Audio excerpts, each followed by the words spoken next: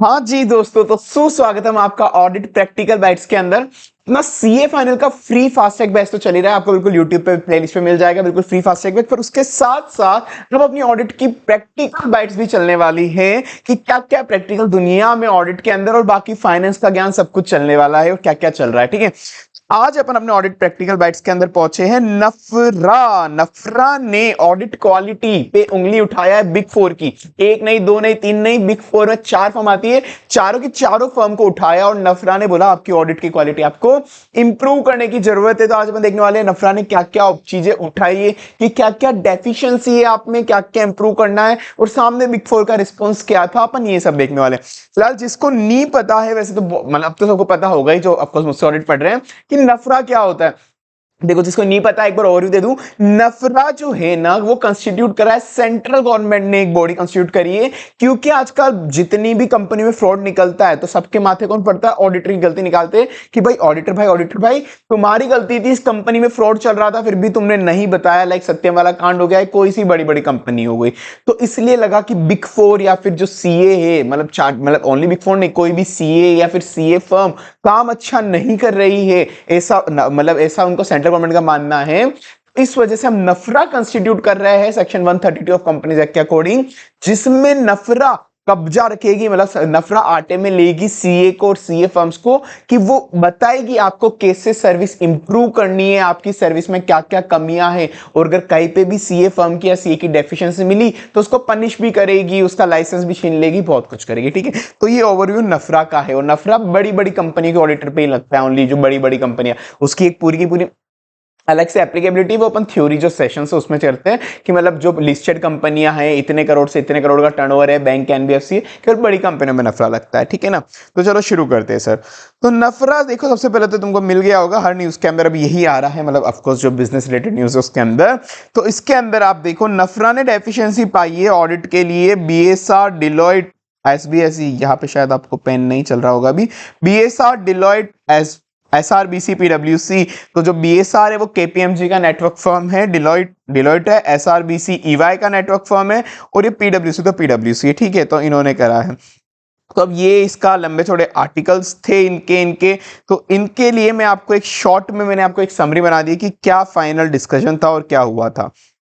देखो भाई, ये मैंने बिल्कुल शॉर्ट में बना दिया, एक रफ समरी आपको समझाने के लिए। सबसे पहले तो उन्होंने बताया है, सबसे पहले उन्होंने नफरा ने बोला है कि सर जो आपकी फर्म है ना, वो आपकी फर्म कंप्लाई नहीं कर रही है SQC 1 ऐसे 220 से, जो बोलता है कि जो भी ऑडिटर है, मतलब ऑडिट का पार्टनर है, जिसको बोलते हैं एंगेजमेंट पार्टनर, वो ही रिस्पॉन्सिबल होगा पूरी ऑडिट के लिए और वो ही साइन करेगा आपकी ऑडिट रिपोर्ट।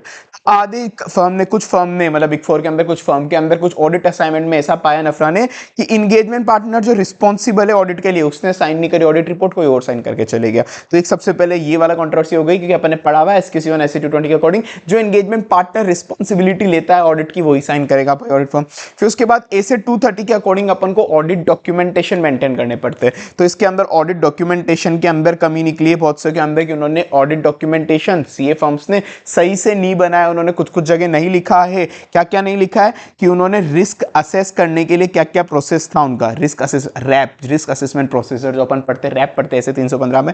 तो रिस्क असेस करने का क्या प्रोसीजर था, रिस्क को क्या उन्होंने कैटेगराइज कराया, क्या ये हाई प्रायोरिटी, लो प्रायोरिटी, ये रिस्क असेस वगैरह का उनका प्रोसीजर सही नहीं था। कुछ चीजें उनको और जो लिखनी थी, लाइक उन्होंने एक दो चीजें और पाई थी, कि कहाँ कहाँ पे ऑडिट प्रोसीजर, उन्होंने कहाँ कहाँ पे क्या क्या लगाए थे, वो ऑडिट प्रोसीजर की चेकलिस्ट उनको नहीं मिली थी। उन्होंने कुछ फाइंडिंग्स, उन्होंने मतलब जो भी सिग्निफिकेंट मैटर वगैरह थे, उन्होंने क्या क्या ऑब्जर्व करे, वो सब ऑडिट डॉक्यूमेंटेशन में उन्होंने नहीं डाले थे। तो मतलब ओवरऑल ऑडिट डॉक्यूमेंटेशन सही से नहीं बना था उनका, तो ऑडिट डॉक्यूमेंटेशन में कमी थी। फिर एक और अच्छा पॉइंट उन्होंने निकाला था, सेक्शन 144 ऑफ कंपनीज एक्ट जो मना करता है कि एक ऑडिट कुछ सर्विसेज रिस्ट्रिक्ट करता है कि कोई भी आप अपने ऑडिट वाले क्लाइंट को नॉन ऑडिट सर्विसेज नहीं दे सकते। मतलब रिस्ट्रिक्शन है, ऐसा नहीं कि कंप्लीटली मना करेगा, पर रिस्ट्रिक्शन है कि ये सर्विस नहीं दे सकते, डायरेक्टली या फिर इनडायरेक्टली आप खुद भी नहीं दे सकते, और इनडायरेक्टली आप आपके नेटवर्क फर्म के थ्रू भी नहीं दिला सकते। वहां पे वर्ड क्या है?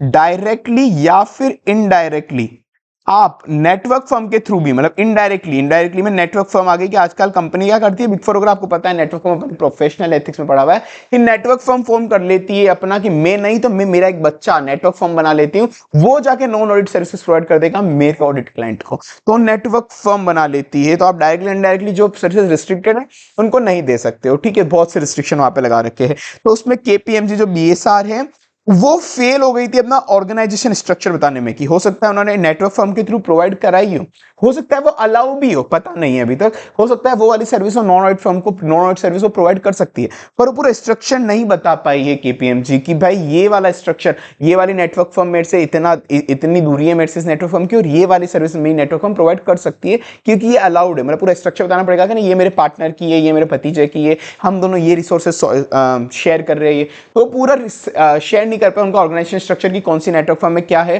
कौन सी नॉन ऑडिट सर्विस प्रोवाइड कर रही है और कौन सी सर्विसेज अलाउ है कौन सी नहीं अलाउ है, वो पूरा स्ट्रक्चर नहीं बता पाई। और इनडायरेक्ट रिलेशनशिप उन्होंने आधी जगह चेक करी ही नहीं, बीएसआर ने, मतलब केपीएमजी ने इनडायरेक्ट रिलेशनशिप चेक करी नहीं, केवल डायरेक्ट रिलेशनशिप चेक कर ली कि हाँ डायरेक्टली ये फर्म मेरे से रिलेटेड नहीं है तो मैं प्रोवाइड करा सकती हूँ, पर इनडायरेक्ट रिलेशनशिप भी आपको चेक करनी पड़ेगी उस नेटवर्क फर्म की, कि अगर वो इनडायरेक्टली भी आपसे रिलेटेड है तो वो वाली सर्विस जो प्रोहिबिटेड है वो आप उसको प्रोवाइड नहीं कर सकते। और जनरली ये हो रहा है अब्रोड वाली फर्म से, मतलब केपीएमजी इंडिया की है तो केपीएमजी यूके दुबई, उनके थ्रू उनको वो सर्विस प्रोवाइड करा रहे हैं, ठीक है। फिर उसके बाद एक और है कि इनको अपना इंडिपेंडेंस वाला जो भी कंट्रोल है वो इंप्रूव करना पड़ेगा, कि हमारा जो स्टाफ है, मतलब पीडब्ल्यूसी या कोई भी कंपनी, हमारा जो स्टाफ है वो इंडिपेंडेंट है, हमारा स्टाफ इंडिपेंडेंट है, उसके लिए आप अपना प्रोसेस सुधारो। आप केवल क्या करते हैं, जनरली क्या करते हैं, बिग फोर प्रोग्राम बताता हूं आपको, जनरली वो क्या करती है, बस एक फॉर्म भरवा लेती है ऑडिट असाइनमेंट के पहले, और उसके एंड में एक फॉर्म, एक छोटा सा फॉर्म होता है, मतलब ऑनलाइन होता है, और एक ईमेल होता है, ईमेल पर कंफर्म करा लेती है अपने स्टाफ से कि यस आई एम इंडिपेंडेंट और नॉट इंडिपेंडेंट। तो कोई भी कुछ भी लिख देगा ना, उससे आपको कैसे पता पड़ जाएगा। तो अपना प्रोसीजर इंप्रूव करो कि आपका स्टाफ से पता करो अच्छे से कि वो इंडिपेंडेंट असली में है या नहीं है, थोड़ा सा और पता करो। तो ये वाला यहाँ पे गया।